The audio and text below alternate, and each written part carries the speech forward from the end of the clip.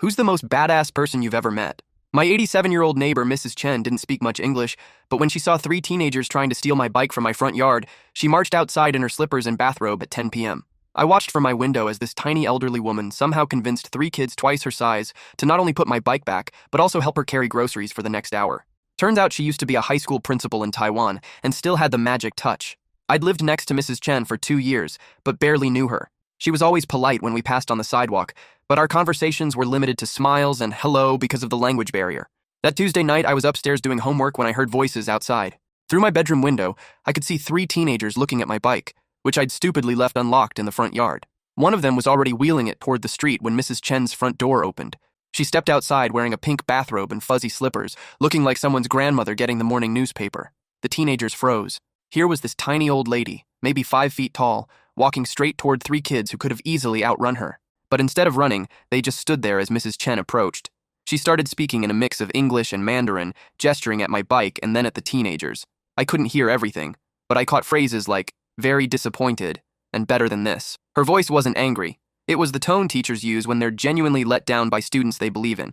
The weirdest part was watching these tough-looking teenagers actually respond to her. The one holding my bike looked embarrassed and started wheeling it back toward my yard.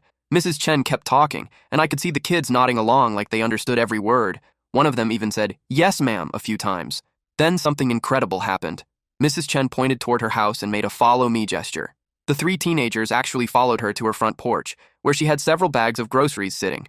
For the next hour, I watched these same kids who'd been stealing my bike help Mrs. Chen carry groceries, organize her front porch, and even sweep her walkway. They were laughing and chatting with her like old friends. The next morning, I knocked on her door to thank her.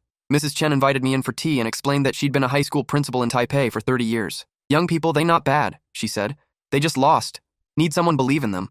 She explained that she'd recognized the leader as a kid who sometimes walked through the neighborhood. She'd seen him helping an elderly man with trash cans weeks earlier.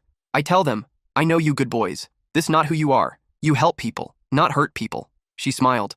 Then I ask if they help me. Give them chance to be good. Mrs. Chen had offered them $20 to help with groceries, but they'd refused payment. They say sorry many times.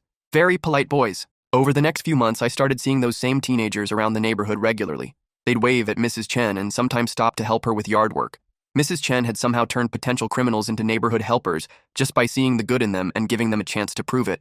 Her son told me that during her 30 years as a principal, she'd had a reputation for turning around difficult students by believing in them when no one else would.